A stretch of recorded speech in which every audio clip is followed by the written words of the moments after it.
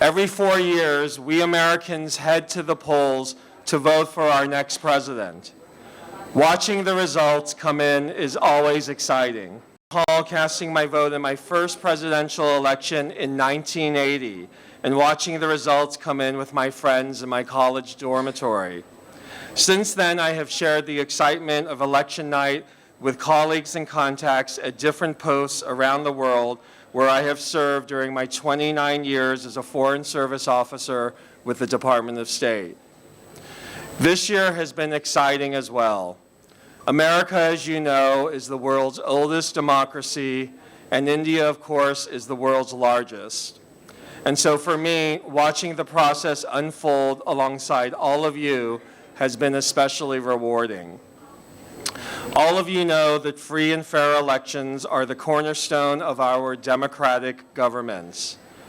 All of you know that the pride that comes from casting your vote, except of course for our high school student guests, but don't worry, you'll be doing that soon enough. All of you know the excitement of watching to see if your preferred candidate wins.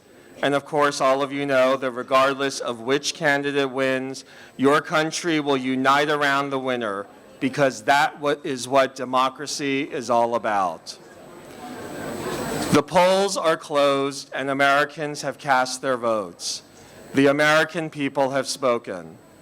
But I am reminded of the words of former President Bill Clinton after the contested 2000 presidential election. He said, "The American people have now spoken, but it's going to take a little time to determine what exactly they said." We don't yet know who the winner of this election will be, but that's okay, because we are here today not to celebrate an individual winner or to side with a particular candidate, but to celebrate the American democratic election process as a whole, to witness that process in action. You are probably curious to know what happens next. Let me explain. It can take weeks for some absentee and provisional ballots to be included in official totals and for states to certify their totals. In 2000, for example, the election was not resolved on election night. After an automatic recount of all ballots by machine, Al Gore asked for a manual recount of some Florida ballots.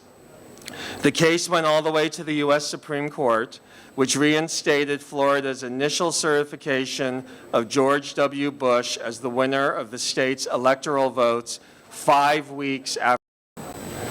While we may not yet know who America's next president will be, what we do know is that the ties that bind our two countries together are built on our shared democratic values.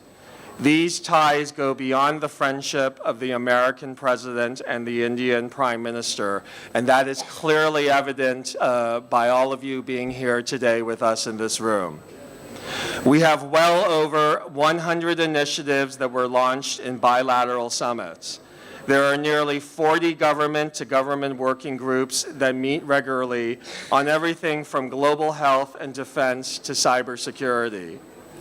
And of course, our people-to-people ties are stronger than ever, with some 3 million Americans of Indian descent in the United States and more than 140,000 Indian students at U.S. universities.